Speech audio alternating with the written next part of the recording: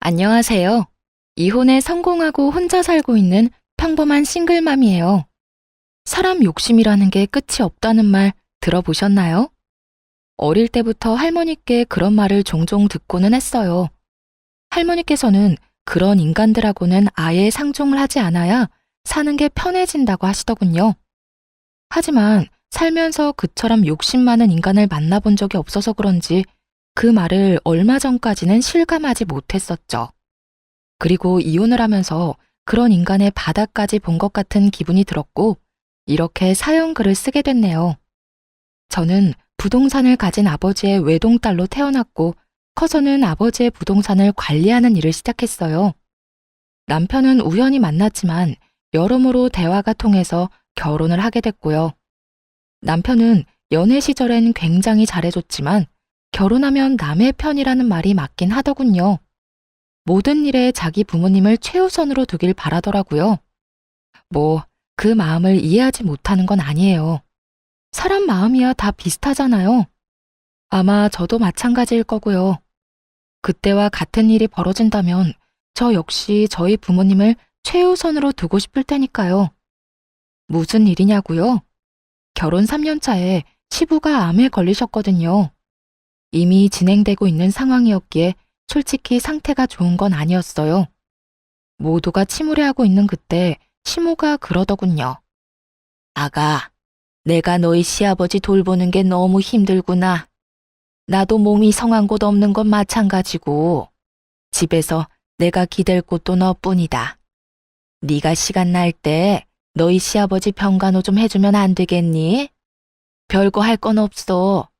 어차피 일은 간병인이 할 테지만 워낙 세상이 흉흉해 믿을 수 없으니 말벗 정도만 해주라는 거야. 솔직히 말하자면 정말로 거절하고 싶은 마음이었어요. 아픈 사람을 돌본 경험도 없는 제가 시부를 간병한다는 건 얼토당토 않은 일이라고 생각했거든요. 그렇지만 고민이 될 수밖에 없었던 이유는 아픈 사람이 그 누구도 아닌 시부였다는 점이었어요. 결혼 초에 며느리 사랑은 시아버지라는 말을 그대로 실천해준 분이 시부였거든요. 실수해도 너그럽게 넘어가 주시고 시댁 식구나 남편과 싸우면 저를 달래주는 사람은 시부뿐이었거든요. 고민은 짧았어요. 하기로 결심했죠. 그렇다고 시부를 온전히 혼자서 볼 수는 없다고도 생각했고요. 어머님, 제가 아버님 간병할게요. 그런데 저도 하나 제안할 게 있어요. 병간호를 한다고 했지만 저한테만 맡기지는 말아주세요. 아버님도 저만 보는 게 아니라 다른 가족들도 만나는 게 좋을 것이고 저도 일이 있을 때는 빠질 수 있어야 하는 일에도 지장이 없을 테니까요. 그 정도는 허락해 주실 거죠? 그렇구나. 일리 있는 말이야.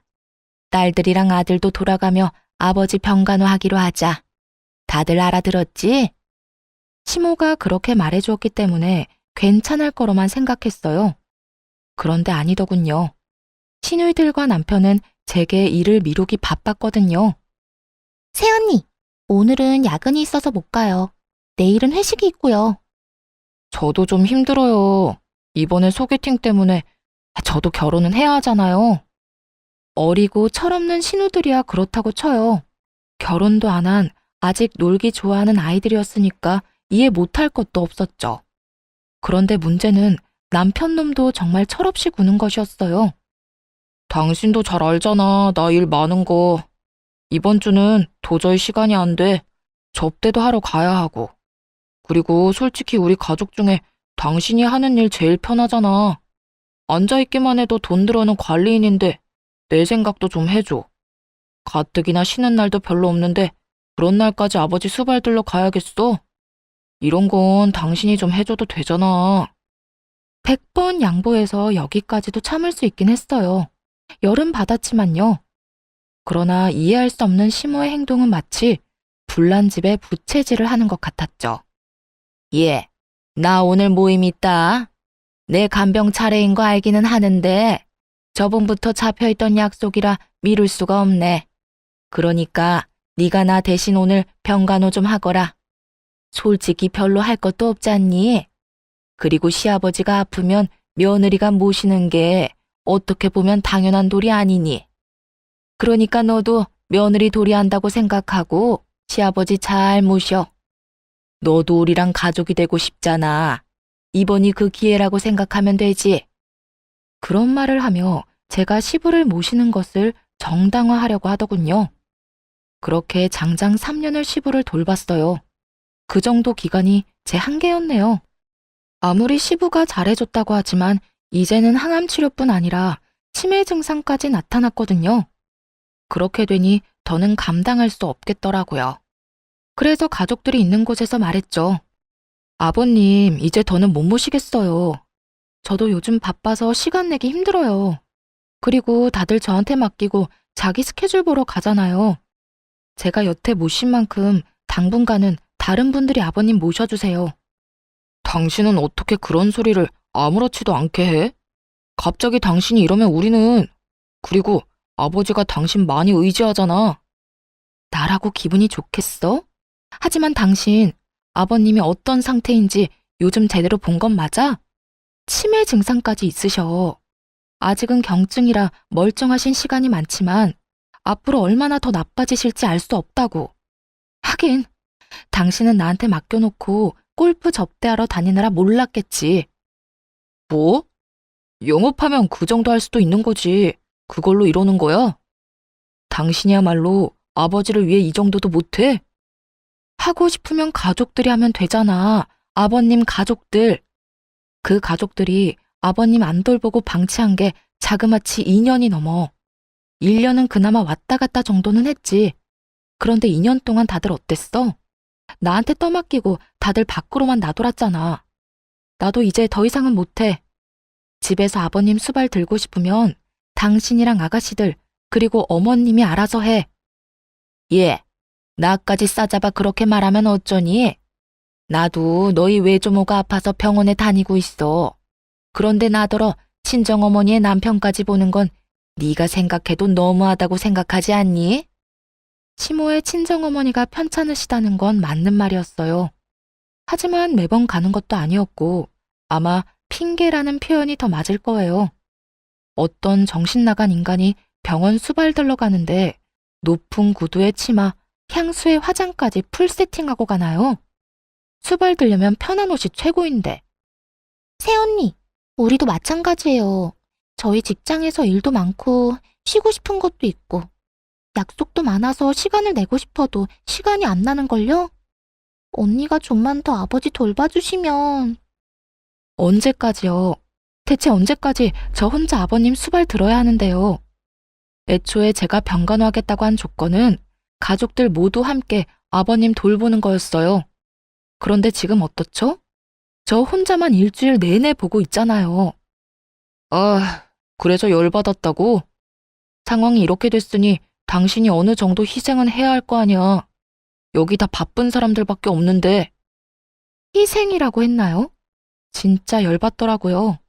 아니, 저는 뭐 일 안 하고 쉬는 사람인가요? 저도 건물 관리하려면 생각보다 바빴거든요. 남편은 제가 앉아서 돈이나 받으면 끝인 관리인이라고 생각한 모양인데 그거야말로 틀린 생각이죠. 언젠가는 아버지 부동산을 다 물려받을 테고 그걸 관리하는 법을 아버지에게 배우면서 일하고 있는 것과도 같았거든요. 열받아서 욕이라도 하려다가 좋은 생각이 났어요. 시부 병수발 초창기에 시부가 해준 이야기가 있었거든요. 그걸 이용하면 이 시댁이 뒤집어지는 꼴을 제대로 볼 수 있겠다 싶었죠. 그래? 알았어. 그럼 내가 계속 아버님 수발 들게. 기회를 주려고 해도 제 발로 차버리는데 어쩔 수 없는 거 아니겠어? 이렇게 이야기하니 시모가 의아한 눈으로 제게 물었어요. 기회라니, 그게 무슨 말이냐? 네, 아버님이 초반에 제가 수발드는 거 보시더니 고맙다고 사망보험은 수령인을 제 이름으로 해주고 싶다고 하셨거든요. 괜찮다고 말씀드렸더니 앞으로 당신 돌보는 사람에게 주시겠다고 하셨어요. 뭐? 그래서 너는 뭐라고 했는데?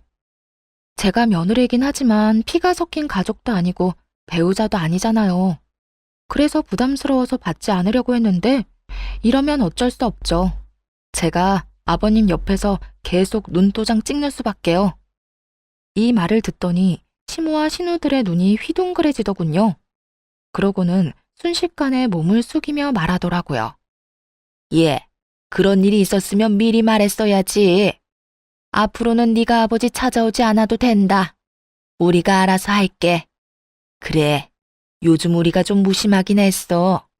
앞으로는 예미가 아버지 옆에 꼭 붙어 있으마. 시모가 그렇게 말하자 신우들이 옆에서 아우성쳤어요. 엄마, 새치기 하는 게 어딨어. 우리도 아버지 볼 거야. 날짜 정해서 똑같은 시간만큼 보도록 해. 그거 아니면 절대 안 된다고. 일단 주말은 다 빼서 나 줘요. 나는 일하느라 바쁘잖아. 어머니랑 동생들은 일도 안 하는데 주말까지 붙어 있을 이유가 어딨어? 그러니까 무조건 주말은 빼줘야 해요. 네 동생들도 평일에는 일하지 않니? 그러니까 주말을 너희 셋이서 나누고 평일에는 내가 너희 아버지한테 가 있으마. 와이프가 있어야 마음이 안정되지. 아무것도 못하고 그저 시키는 대로만 하는 너희들이 가서 도움될 거 하나도 없어. 엄마가 아버지 독점하려고 하는 거죠? 그럼 일 마친 저녁 시간이라도 우리한테 줘요. 우리도 얼굴 도장 찍을 시간이 필요하다고요. 엄마 혼자서 다 차지하려고? 동생들 말이 맞아요. 어머니 혼자 다 차지할 생각이시면 잘 생각하셔야 할 거예요. 저희는 그렇게 못 놔둬요. 저희도 아버지 볼 권리가 있다고요. 남편 놈까지 그 보험금에 넘어가서는 권리를 운운하고 있는 꼴이 너무 웃겼어요. 속으로 진짜 소리내서 웃고 싶은 거 겨우 참고 있었네요. 그렇게 나한테 떠넘기려고 혈안이 됐던 네 사람이 이제는 서로 아버지 보겠다고 말다툼하는 것 자체가요. 사실 시부가 보험금 수령인 이야기를 한 건 맞아요. 하지만 해준다고 못바가 말씀하신 건 아니었죠. 게다가 중요하게 한 이야기도 아니었고 정말 딱 한 번 초반에 스치듯이 말하고 지나갔을 뿐이었어요. 하지만 그런 대화가 있었다는 것만으로도 네 사람이서 박 터지게 머리 쓰며 싸우더라고요. 서로 시부를 돌보겠다고 하는데 아우, 속에 막힌 돌덩이가 쑥 내려가는 기분이랄까요? 그렇게 수발드는 모임에서 드디어 한 발 빠지게 됐죠. 돈 앞에 장사 없다는 걸 깨닫게 되었네요. 그리고 이 시댁 인간들이 얼마나 돈에 환장하는지도 이때 알았고요. 그 이후로는 시부를 보러 간 적이 없네요. 문병 정도로 짧은 시간 다녀온 적은 있어도 제가 갈 때마다 시댁 식구들의 견제가 심해지는 통에 오래 있지도 못하고 바로 돌아와야 할 정도였죠. 편했어요. 이제 별다른 문제 없을 거라 생각하며 평온한 하루를 보냈어요. 그런데 제가 애를 낳고 쉬는 동안에도 아버지가 월급을 대신해서 용돈을 꼬박꼬박 챙겨주셨거든요. 그 용돈이 남편 월급보다도 많다는 걸 시모와 신우들이 알게 된 것이 화근이 되었고요. 친정아버지가 저 고생하는 거 보기 싫다고 사위인 남편에게 액수를 오픈해버렸거든요. 이 정도까지는 도와줄 테니 내 딸한테 무리시키지 말라고 으름장을 놨던 거죠. 뭐 그런 말을 들었다고 사람이 금방 바뀌는 건 아니었지만요. 대신 시모와 신우들의 눈이 바뀌긴 했죠. 예, 너 혹시 돈 좀 있니? 네 시아버지도 저렇게 아프고 내가 돈 쓸 곳이 있는데 돈 나올 곳은 없으니까 힘들구나. 혹시 돈을 좀 빌려줄 수 있어? 한 300만 원이라도. 많이 급하신가 보네요. 용돈으로는 감당하기 어려운 금액이기도 하고, 그런데 제가 그냥 빌려드릴 수는 없고 차용증을 썼으면 좋겠어요. 제가 아버지에게 용돈을 받긴 하는데 그 돈이 다 아버지 명의 계좌에 들어가 있어서 그냥 드릴 수는 없거든요. 괜찮으시겠어요? 괜찮다마다. 차용증이야 얼마든지 써줄 수 있어. 그러니까 좀 부탁한다. 염치가 없다고는 생각한다만 그래도 이렇게 도와줄 사람이 옆에 있는데 대출이나 금융기관 돌아다니는 것도 웃기지 않니? 어차피 일을 안 해서 대출 금액도 안 나오겠고 말이지. 주절거리는 시모를 뒤로 하고 차용증을 써줬어요. 그런데 그 뒤로는 신우들도 와서 돈을 빌려가더군요. 웃긴 건 갚을 생각은 않고 계속 빌려만 가더라고요. 마치 ATM에서 돈 꺼내 가듯이 말이죠. 처음에는 별말 안 했어요. 차용증이라는 강력한 문서가 있었으니까요. 남편은 이걸 아는지 모르는지 별 생각이 없어 보였고요. 그렇게 시모와 신우 둘이 빌려간 금액이 2년 만에 1억 정도로 불어나더군요. 당시가 결혼한 지 6년쯤 됐을 때예요. 그 금액을 이 인간들이 어떻게 감당하려고 그러나 슬슬 걱정이 되기 시작할 무렵 친정엄마에게 안 좋은 소식이 들려왔어요. 뇌졸중으로 고생하며 재활에 전념하던 어머니에게 2차로 뇌경색이 발견된 거예요. 게다가 이번에는 반대쪽 뇌였기 때문에 결국 양쪽 다 제대로 못 쓰는 처지가 된 거죠. 재활 전문 병원에 입원하셔서 한참을 치료받았지만 상태가 그리 호전되진 않았어요. 외로움 많이 타는 어머니를 병원에 홀로 있게 두는 것도 좀 그랬고, 그렇다고 아버지에게 어머니 병간호를 부탁하는 것도 어려운 일이었죠. 아버지도 당뇨를 포함해 여러 지병에 시달리고 있었으니까요. 무리를 하거나 스트레스를 받을수록 몸 상태가 더 안 좋아지셨거든요. 결국 이번에는 친정어머니 병간호를 하기 시작했어요. 집에서 모시는 건 아니었고 병원에 가서 보는 거였으니 그나마 마음은 좀 편했죠. 그런데 남편 놈이 어이없는 딴지를 걸더군요. 나 당분간 우리 친정엄마 병간호 때문에 병원으로 출퇴근할 예정이야.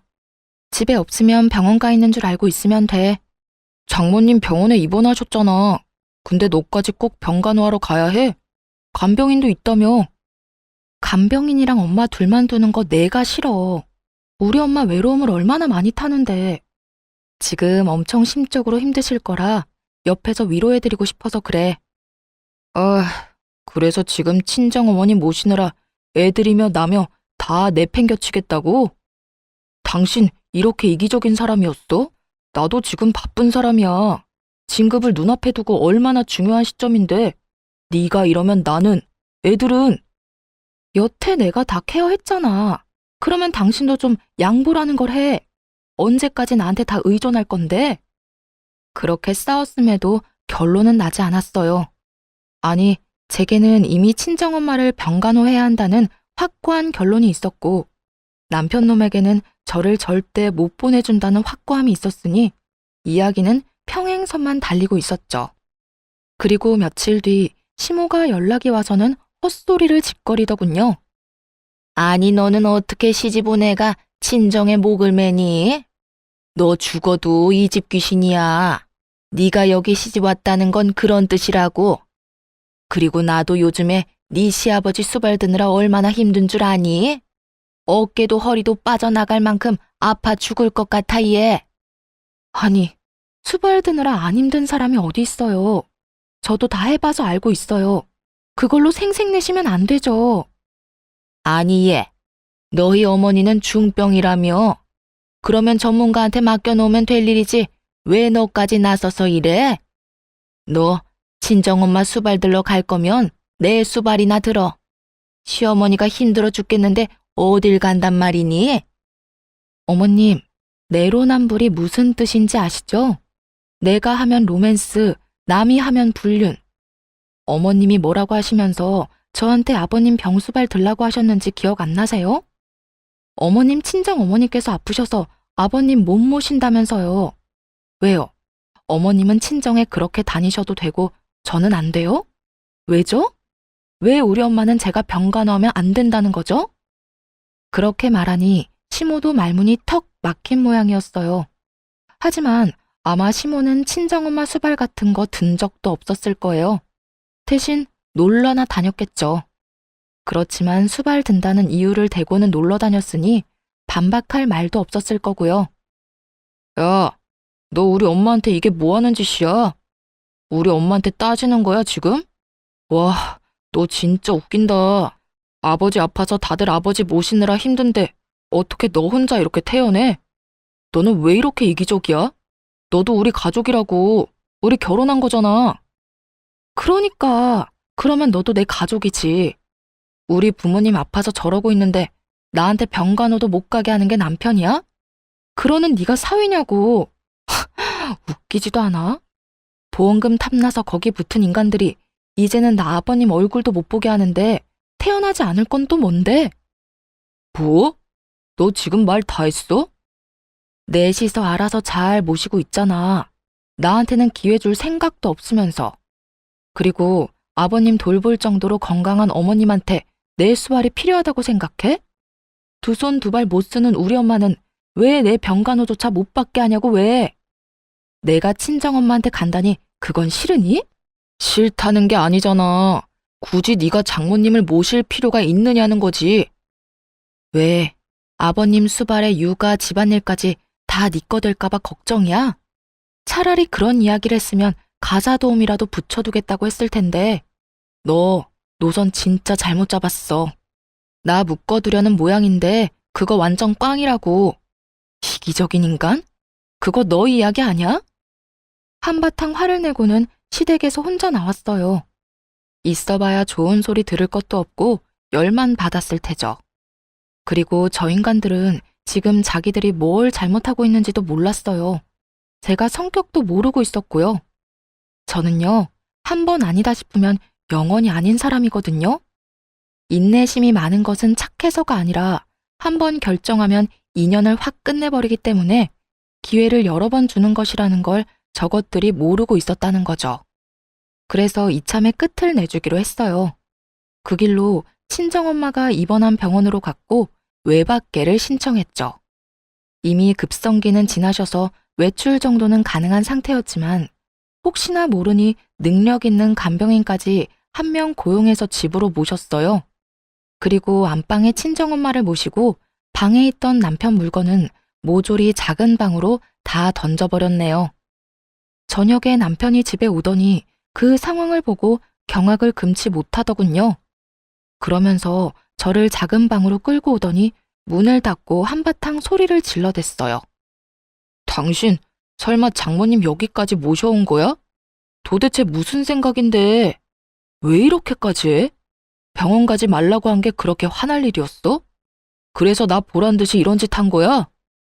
내 집에 내 어머니 모시는데 당신이 왜 난리야? 그리고 우리 엄마면 네 엄마도 되는 거 아니야? 언제는 가족이 되는 게 그런 거라며. 그런 이유로 나한테 아버님 수발 들도록 맡겨놓고 이제 와서 우리 엄마는 안 된다? 걱정 마. 너한테 병간호하라고 안 할 테니까. 하더라도 내가 해. 그런 문제가 아니잖아. 어머님이 여기 와 있으면 내가 불편해. 내가 편하게 쉴 수가 없다고. 당신 진짜 나 화내는 거 보려고 이러는 거야? 내가 당신한테 화 좀 냈다고? 이거 보복성이지? 보기 싫으면 네가 나가면 되지. 나 안 나가. 당신이 나가서 살던 뭘 하던. 그러니까 나는 내 할 일하고 당신은 당신 할 일 하면 되는 간단한 상황이라는 거지. 와, 내가 이 집 주인인데 왜 내가 나가는 건데? 나는 못 나가. 만약 나 쫓아내면 우리 이혼하는 거야. 나 이런 식으로는 못 산다고. 당신 돈 많다고 눈에 뵈는 게 없나 본데 이건 분명히 당신한테 유책 사유가 있는 거거든? 유책 사유? 웃기고 있네. 야, 네가 한 짓을 생각해봐. 네가 한 짓이 내가 한 짓보다 더하면 더했지 덜하진 않을걸? 그래, 너 맘대로 해. 이혼을 하자면 하고. 근데 미리 말하는데 난 이혼함과 동시에 모든 걸 원상태로 돌릴 거야. 그거 잘 알고 하라고. 무슨 뜻인지 제대로 이해를 한 건지는 모르겠지만 그렇다고 더 자세히 가르쳐줄 생각도 없었어요. 자기가 알아서 하겠죠. 남편 놈은 진짜로 열이 받았는지 변호사를 통해 이혼 소송을 진행하겠다는 연락이 왔더라고요. 내심 재산 분할하면 이 집에 대한 권리며 여러 가지를 자기한테 유리하게 진행할 수 있을 거라 생각한 모양인데 어림없죠. 저도 그냥 당하고만 있을 사람은 아니었거든요. 소장을 받은 그날 변호사를 고용해 본격적인 이혼 소송을 진행하기로 했어요. 그리고 그날 저녁 집으로 들어온 남편에게 말했죠. 오늘 짐 싸서 나가. 미쳤어? 여기 내 집이야. 내가 이 집 살 때 5천만 원 낸 건 기억도 안 나나 봐. 집값에 비해 워낙 작은 금액이라 기억도 안 났지만 웃으며 말했죠. 그거? 그 5천만 원 가지고 지금 집에 대한 소유권을 주장하려는 거야? 근데 어쩌나? 내가 그렇게 인정해주고 싶어도 일단 계산이 끝나지 않으면 인정해줄 수가 없거든. 그 말과 동시에 시모와 신우가 빌려간 돈에 대한 차용증을 남편 앞에 뿌려줬어요. 바닥에 떨어지는 서류들을 보며 남편 놈은 처음에는 이게 뭔가 하고 쳐다보더군요. 그리고 이내 그것이 차용증이라는 걸 알아보더라고요. 그리고 그 돈을 빌린 사람이 자신의 어머니와 두 동생들이라는 것도 알게 됐죠. 그거 당신 어머님이랑 당신 동생들이 나한테 빌린 돈이야. 아니, 따지면 우리 아버지 통장에서 빌려간 돈이지. 금액 다 합쳐보면 1억 넘으니까 이 돈 지금 당장 상환할 거 아니면 지금 이 집에서 나가야 할 건 너야. 그게 무슨 말이야? 난 이 집에서 못 나가. 아니, 안 나가. 내가 이 집 살 때 5천만 원 분명히 해왔다고. 그만큼은 나도 이 집에 있을 권리가 있지. 네가 뭔데 나가라 말아야? 그리고 이건 내가 빌린 게 아니라 우리 가족들이 빌린 거잖아. 내가 그걸 갚아야 될 이유가 있어? 당연히 있지. 이거 받아갈 때 계좌가 네 명의 계좌였거든? 어머님이 쓰시는 계좌. 그리고 이거 기한이 언제까진지는 알아? 우리가 혹시라도 갈라서거나 이혼하게 될 경우에는 즉시 상환이라고 적혀 있어. 너와 내 결혼이 이 차용증에선 가장 중요한 거라고. 뭐? 그게 지금 무슨, 너 그것까지 생각하고 빌려준 거야? 와, 너 진짜 무서운 애다. 어떻게 사람이 그렇게 계산적이니? 그건 너겠지. 지금 자기소개해? 하긴, 너야 너희 집이 망하든 말든 뭔 상관이겠어? 넌 너만 잘 살면 되지? 어머님이나 동생들이 1억 못 갚아서 집이라도 팔면 참 좋겠다. 그런데 그렇게 되면 너한테 같이 살자고 하지 않을까? 뭐? 너 진짜 그렇게까지 해야겠어? 그렇게까지 해서 돈 받아낼 생각인 거야? 당연한 거 아니야? 이혼하면 나 그 돈 다 회수할 건데 만약 못 돌려줄 거면 이 집이라도 나한테 줘야 원금이라도 줄 거 아니야. 아니면 이 집에 대한 5천만 원 주장하고 1억을 다 갚으려고? 난 뭐 그것도 괜찮아. 1억이 어디서 나오느냐가 너한테 문제지 나한테 문제겠어? 남편 놈은 얼굴이 시뻘개져서는 이게 도대체 무슨 말이냐며 난리를 치더군요. 남편 놈이 화를 내거나 말거나 짜증을 내거나 말거나 남편 짐부터 다 꺼냈어요. 그리고 거실에 차곡차곡, 아니 내팽개쳤죠. 남편은 그런 건 관심도 없는지 차용증부터 확인하더군요. 그게 진짜인지 확인하고 싶었던 모양이에요. 아니 그런데 설마 가짜를 들이밀었겠어요? 물론 원본이 아니라 사본이긴 했죠. 원본을 보여줬다가 무슨 일이 일어날 줄 모르니까요. 남편 놈은 거기에 찍힌 시모와 신우의 도장, 그리고 사인까지 확인한 뒤에야 정말로 당황하기 시작하더군요. 그러더니 황급히 주머니를 뒤져 시모에게 전화를 걸더라고요. 엄마 왜 우리 와이프한테 돈을 빌렸어? 그것도 다 합쳐보니까 1억이나 되잖아. 1억? 무슨 소리니? 나는 그만큼 많이 안 빌렸어. 내가 빌린 건 한 3천만 원인가 4천만 원인가 그 정도밖에 안 되는데 무슨 1억이니? 엄마뿐만이 아니라 동생들도 와이프한테 돈을 빌렸던데 세 사람이 우리 와이프한테 빌린 돈이 자그마치 1억이야 1억. 이 돈 어떻게 할 거야? 어떻게 하긴 뭘 어떻게 해? 야, 며느리 돈이 네 돈이야. 그래서 빌린 거지. 너희가 이혼 안 하고 잘 살기만 하면 안 갚아도 되는 돈이잖아. 나 죽으면 내가 사는 집으로 대신해서 갚든지. 어차피 이거 다 너한테 유산으로 내려갈 거잖니. 엄마는 그렇게 어렵게 생각 안 해. 왜? 네 마누라가 그 돈 갚으래? 아 진짜. 엄마는 내 인생에 도움이 하나도 안 돼. 그렇게 돈을 빌리면 어떡하냐고. 동생들도 마찬가지야. 엄마가 돈 빌리니까 동생들도 돈 빌렸겠지. 그럴 땐 엄마가 따끔하게 얘기해야 되는 거 아니야? 왜 남의 돈을 자기 돈처럼 빌렸어? 왜 나한테 화를 내고 난리니? 아니, 무슨 일인데? 무슨 일 때문에 지금 그거 가지고 전화해서 엄마한테 이러는 건데? 나 지금 집 뺏기게 생겼어. 나 이 집 5천만 원이나 주고 그나마 지분을 가지고 있었는데 그거 다 뺏기게 생겼다고. 지금 빈털터리로 쫓겨나게 생겼어. 아니, 빚만 5천만 원 생긴 거라고. 아니, 네가 왜 쫓겨나? 너 며느리랑 싸웠니? 그래서 그래? 그것 때문에 며느리가 너 보고 집 나가래? 내가 이혼하자고 했어. 장모님 모시고 집에서 산다는데 난 그거 싫다고 장모님 데리고 오면 집 나가겠다고 했지. 그리고 이혼할 거라고도 얘기했고. 근데 와이프가 정말로 장모님을 모시고 왔더라고. 그래서 내가 이혼 전문 변호사 사서 소장 보냈거든. 아니 뭐? 그래서 지금 이혼을 한다고? 아, 몰라.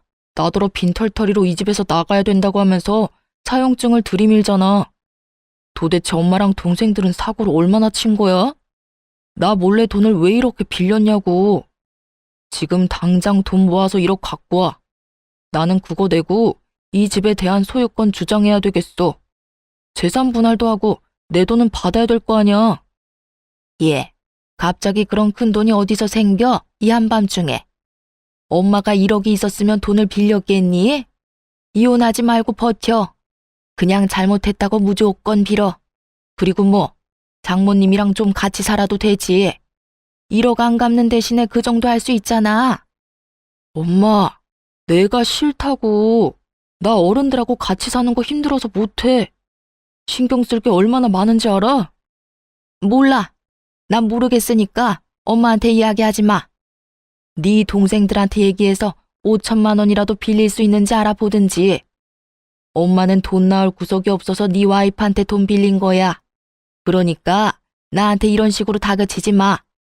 네가 능력이 있었으면 엄마가 네 와이프한테 그랬겠니? 따지고 보면 다 네 탓이지. 어쨌든 엄마한테는 돈 달라고 얘기하지 마. 알았어? 그렇게 시모는 차갑게 전화를 끊어버리더라고요. 남편이 두 여동생에게 전화를 했는데 그 전화들도 남편에겐 그리 좋은 소식이 아니었죠. 오빠는 도대체 무슨 일을 그런 식으로 해? 세연이한테 무조건 잘못했다고 빌어. 알았어? 나 그 돈 솔직히 말해서 갚을 생각 없이 빌린 거란 말이야. 세연이가 워낙 돈이 많잖아. 그래서 빌린 건데 오빠야말로 이렇게 사고를 치면 어떡해? 야, 넌 나한테 할 말이 그거밖에 없어? 넌 뭔데 내 와이프한테 돈을 왜 빌린 건데? 당장 돈 다 갖고 와. 너 가지고 있는 거 다 팔아서라도 가지고 오라고. 네가 가지고 있는 명품들. 미쳤어? 그건 내 목숨이나 똑같아. 무조건 세연이한테 빌기나 해. 빈털터리로 이혼당하지 말고. 그리고 오빠 이혼해도 나 그 돈 못 줘. 오빠가 다 갚아야 한다고. 너 미쳤구나. 네가 빌린 돈을 내가 왜 갚아? 네가 갚아야지. 거기에 다 적혀 있어. 내가 못 갚으면 오빠가 갚아줄 거라고. 그건 무효야. 내가 차용증 쓰는 자리에도 없었는데 왜 내 이름을 팔아? 몰라. 법적인 건 모르겠고 그렇게 됐으니까 오빠가 알아서 하라고. 그렇게 전화를 끊고서야 남편 놈은 약간 제정신이 돌아왔나 보더라고요. 화가 나서 이혼 소장을 보낼 때랑은 딴판인 얼굴로 그러더군요. 여보, 미안해. 내가 말이 좀 심했던 것 같아. 사실 그렇지. 우리 아버지도 모시라고 했는데 당신 어머니 못 모시게 하는 것도 말 안 되는 일이긴 하지. 내가 요새 너무 스트레스 많이 받아서 잠깐 돌았었나 봐. 내가 왜 그런 짓을 했는지 모르겠네. 변호사한테 얘기해서 소송 진행하는 거 없던 일로 할 테니까 당신도 이 정도쯤에서 나 용서해주고. 나는 용서할 생각 없으니까 당장 짐 싸서 나가. 우리 엄마 모셔야 되니까 나가라고. 나랑 우리 엄마 정신 사납게 해놓고 그냥 넘어갈 생각은 아니지? 나는 한번 피를 보면 끝장을 보는 사람이야. 네가 먼저 시작한 거고 난 끝장을 봐야겠어. 걱정하지 말고 나가. 돈은 내가 어떻게든 다 받아낼 테니까. 여보, 제발 부탁이야. 나 이렇게 나가면 갈 곳도 없어. 그리고 갚을 돈도 없다고. 1억을 도대체 무슨 수로 갚아? 그건 나한테 할 말이 아니지. 당신 어머니랑 당신 동생하고 상의해야 되는 일 아니야? 아니면 내가 5천 떼줄까? 대신 이 집에 대한 건 미련 버리고 깔끔하게 1억 갚으면 되지. 의미가 없잖아. 그냥 용서해주면 안 돼? 내가 그냥 잠깐 정신 나갔다고 생각하고 앞으로 당신한테 바짝 엎드려서 살게. 이렇게 빌게, 제발.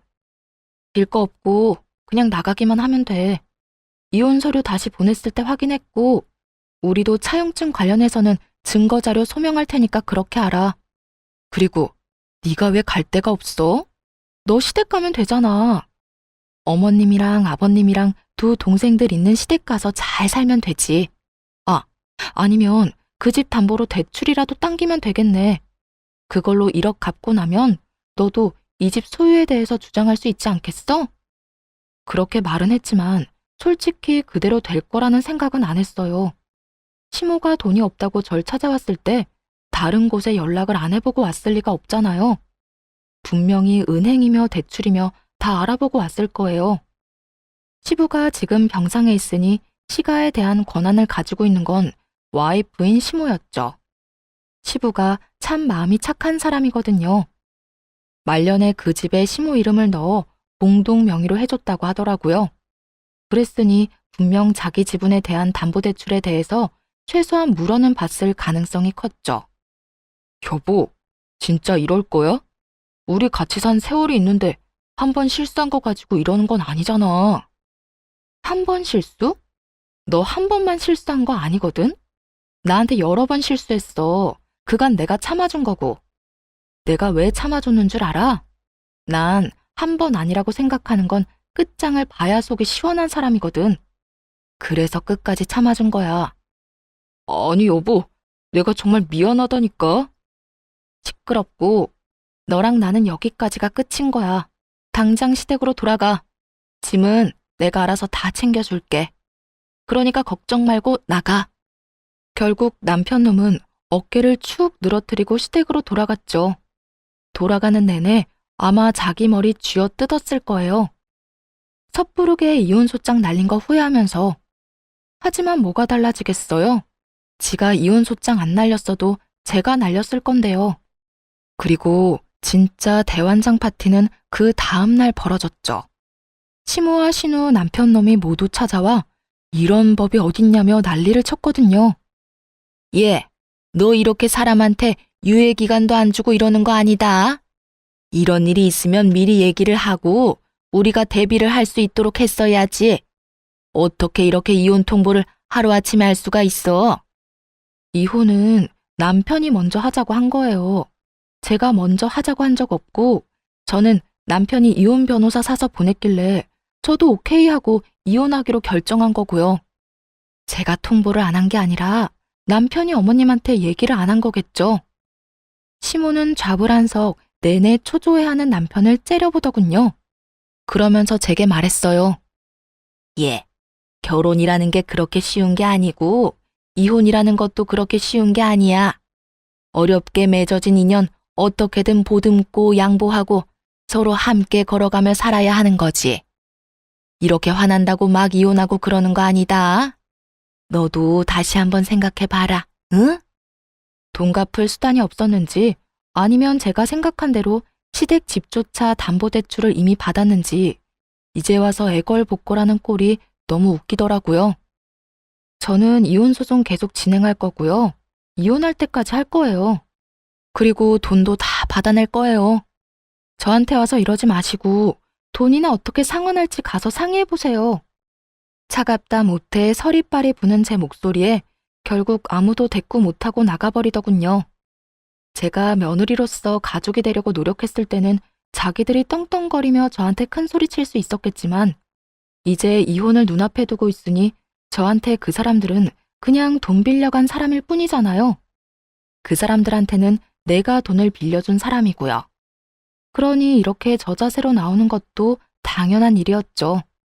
그런데 이렇게 정신없는 와중에 시댁에는 또 사건이 터졌더라고요. 시부가 결국 흡인성 폐렴으로 앓다가 돌아가시게 된 거였어요. 그간 치매까지 중증으로 진행돼서 굉장히 힘든 상황이었는데 시부가 돌아가셨다니 슬프긴 하더라고요. 게다가 시부는 돌아가실 때까지 워낙 아프셔서 평생 모으신 돈을 치료비로 끌어다 쓰신 걸로 알아요. 그래서 이렇다 할 재산도 없고 시모가 살고 있는 집이 전부라고 알고 있었거든요. 그런데 그 와중에 시모와 신우들은 시부의 사망보험금에만 다들 정신이 팔려 있더군요. 하긴 그게 나오면 저한테 1억 갚고 집에 관해서도 주장할 수 있으니까요. 뭐 그렇다 하더라도 저야 위자료를 청구하면 되기에 별로 큰 문제는 되지 않았지만요. 그런데 정말 그들에게 경악스러울 법한 상황이 발생했어요. 저도 이런 상황이 생길 거라고는 꿈에도 상상조차 못했네요. 야, 너 이게 어떻게 된 일이니? 왜 우리 남편 사망보험금 수령인이 너 이름으로 돼 있는 거야? 그 이야기를 듣는데 깜짝 놀랐어요. 시부가 지나가듯 했던 한마디, 그것도 해줄까 싶다라고 지나가는 말로만 들었을 뿐이었거든요. 그런데 정말로 제 이름으로 되어 있었다니. 저도 모르죠. 보험회사에 연락해 보셨어요? 보험사를 이야기하자 시모의 눈에 띄게 당당하던 기색이 줄어들더군요. 뭔가 있다 싶었어요. 설마 시모가 그런 조사도 안 해보고 이렇게 따질 사람은 아니라고 생각했지만 도대체 어떤 상황이길래 갑자기 저러는지 알 수가 없었죠. 말해보세요. 보험회사에서는 뭐라고 하는데요? 대답이 없길래 직접 보험 설계사에 전화를 해서 물어봤어요. 그랬더니 그 설계사가 이렇게 말하더군요. 아유, 며느님이 아버님한테 얼마나 잘했는지 나한테 전화 와서는 자기 사망보험 수령인을 며느리로 바꾸고 싶다고 하시더라고요. 그래서 제가 같이 가서 바꾸는 거 도와드렸죠. 그게 언제였는데요? 그때는 치매 진단받기 전이라 아무 문제 없이 처리됐을 거예요. 암 진단받은 지 2달 만에 바꾸신 거라 저도 의아해서 물어봤더니 며느리가 자기 수발 드느라 고생이 많다고 이거 주고 가면 손자에게도 도움이 되지 않겠냐고 하시더라고요.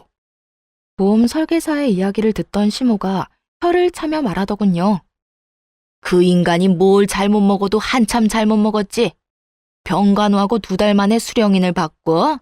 아니, 돈 많은 며느리 걱정을 왜 해? 돈 없는 우리나 걱정해야지. 아마 아버님은 저희가 이혼할 거라고는 생각 안 했겠죠. 우리가 이렇게 틀어질 거라는 생각도 못 했을 테고요. 그래서 아무 생각 없이 제 앞으로 보험금 수령인을 남긴 것 같아요.